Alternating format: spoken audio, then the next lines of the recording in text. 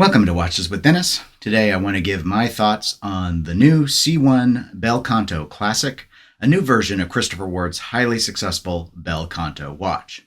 Note, this is not a review. I have not handled these watches yet.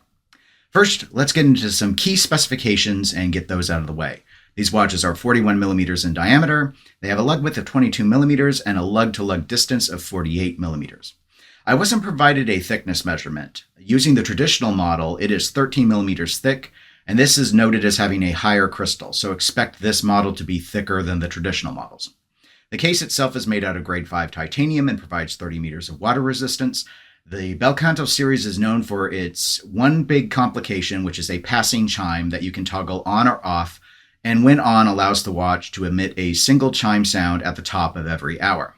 The movement that accomplishes this is the FS01, which is built on a Sellita SW200-1 base. The movement has 29 joules, a stated accuracy of plus or minus 20 seconds per day, and 38 hours of power reserve. The watch can be had on a leather strap featuring a deployant clasp or on a grade 2 titanium bracelet. The bracelet tapers down from 22 millimeters to 16 millimeters and has a quick release system for the end links and toolless micro adjust. Focusing on the dial, there are 4 color options with the C1 Bel Canto Classic: a yellow dial, a green dial, a silver dial, and a blue dial. In terms of new features, the first thing one will notice is the guilloche dial. The traditional Bel Cantos have sunray finishes. This engraved dial is achieved via laser etching. I mentioned earlier regarding the Bel Canto's thickness that this has a different type of crystal.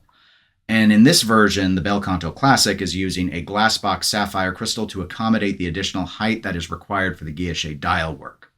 The crystal does have anti-reflective coating.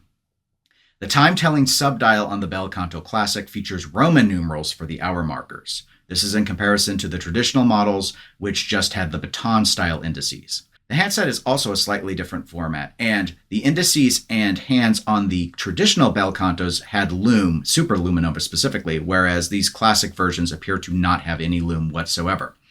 Pricing on the C1 Bel Canto Classic is $4,225 if getting it on the leather strap, and $4,540 if getting it on the titanium bracelet. For comparison, the traditional Bel Cantos are $37.95 on strap and $42.10 on bracelet. As such, a classic on strap runs $430 more than a traditional Bel Canto on strap, and it runs $330 more if you want to compare the two titanium bracelet versions. All right, details aside, what are my thoughts on these new releases? I do think these will do quite well for Christopher Ward. Personally, I prefer these new Bel Canto Classic models versus the traditional Bel Canto, acknowledging that I'm not a huge Bel Canto fan in general due to the design that they do on the dial. While I do really like sunray finishing on dials as a general rule, I think the guilloche offers a really interesting look with the way the rest of this watch dial design integrates. I think the big question is, are we supposed to view the Bel Canto as a sports watch or a dress watch? And I've always struggled with that, and I continue to do so, even though the C1 Bel Canto Classic is definitely playing up the dress watch vibes, not just from the guilloche, but also the Roman numerals. The 30 meters of water resistance that the watch has is standard dress watch territory, and I personally think these classic models look better on the straps than they do on the titanium bracelet. But watches are very big, and it's hard to get a proper dress watch vibe out of watches of this particular size. 41 millimeters of diameter isn't unheard of in dress watches. Say hello to the Vacheron Constantin patrimony, at least some of them, but it isn't common. Like the traditional Bel Cantos, this watch will be thick, in a large part thanks to the movement, but nonetheless, being around 13 millimeters of thickness is a very strange space for a dress watch. As such, I see why Christopher Ward does this watch in titanium, and is even offering these classic models on titanium bracelets, because that's going to help on the weight front. Overall, I would still like this watch more if the chiming mechanism was hidden away underneath the dial, but that's because I prefer a very classical dress watch aesthetic. Thanks to the level of skeletonization that is present on both the chiming unit and the subdial for the time telling, I think you get plenty of open space, so you will be able to appreciate the guilloche work.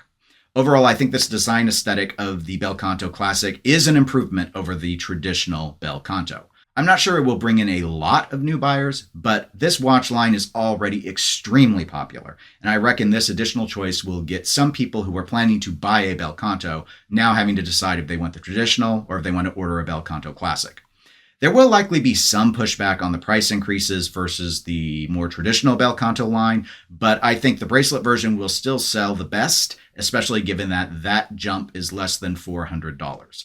And so that should mitigate a lot of the grousing, in my opinion. Thank you for watching this video. If you enjoyed it, please give it a like. It does help the channel out. If you want to know when I'm going to have new videos out, just click the subscribe button. That's all I've got for you. Have a great day, everyone.